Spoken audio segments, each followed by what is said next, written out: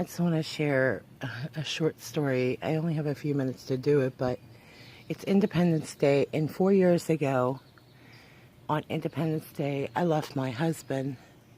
There was so much abuse in my marriage that to sit here and tell you 4 years ago the struggles, the things I've endured, waking up to a lot of horrible things.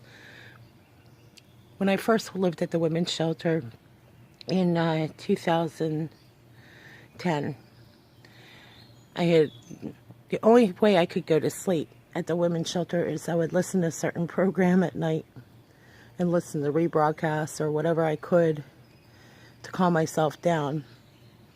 And there was a certain reporter on that show that he would be on the broadcast, and it was the only time I could calm myself down.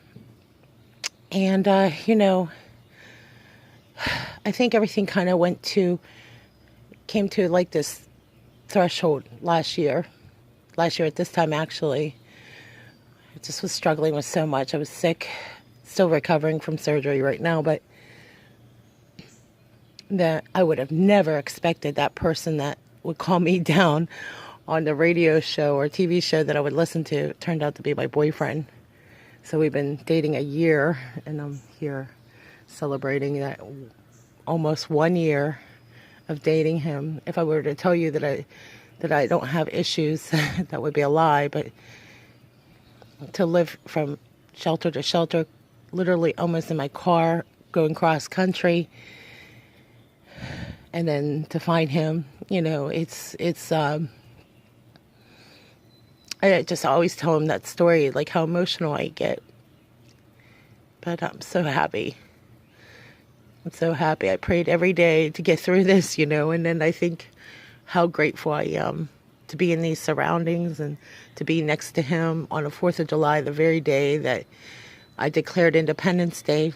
And there's more to that story about Independence Day, because that day, when I was driving cross country back to Pennsylvania, I had no idea that I was driving cross country. I end up living in Freedom, Pennsylvania, much less near Constitutional Boulevard. And now today I'm in the nation's capital in Washington, D.C. on 4th of July. Here we are 4 years later.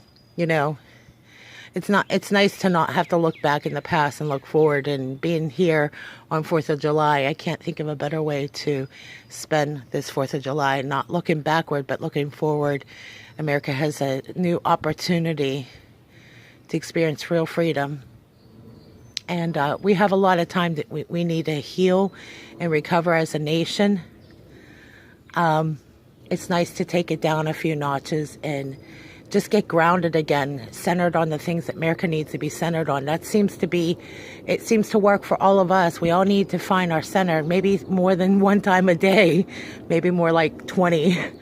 But I think America needs to get itself grounded again and get centered on the issues instead of being everybody's whipping post. And the American people need and deserve to have these... America needs to heal and recover. Ironically, when you listen to all the coverage about the healthcare bill and all that included, to me, it's like America just has to take care of itself. It doesn't need to be worried about all these other challenges.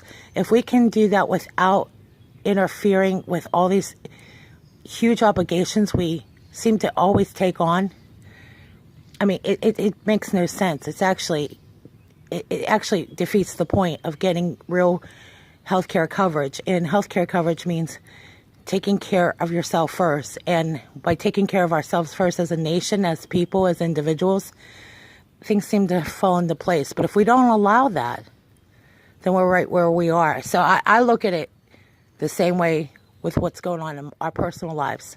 If you're not centered and focused on something, it's obviously not going to come to pass. Could you have told me that in 2010 when I was shaking and shivering at night in a whole different state? I would have never believed it, but it's obviously something. We all have that premonition. If we believe something so strongly, it's most likely going to come to pass. But in this case, I could have never expected that to happen. And I tell him that story all the time, and he chuckles, and I'm kind of glad he does. But he was the only thing that could calm me down at night. And now I get to hold his hand every night. Who would ever had a story like that? How many people can you really meet that have a happy ending? And here's to new beginnings, honestly, being on 4th of July. So I want to just wish everybody a happy 4th of July on this Independence Day. Thank you for listening.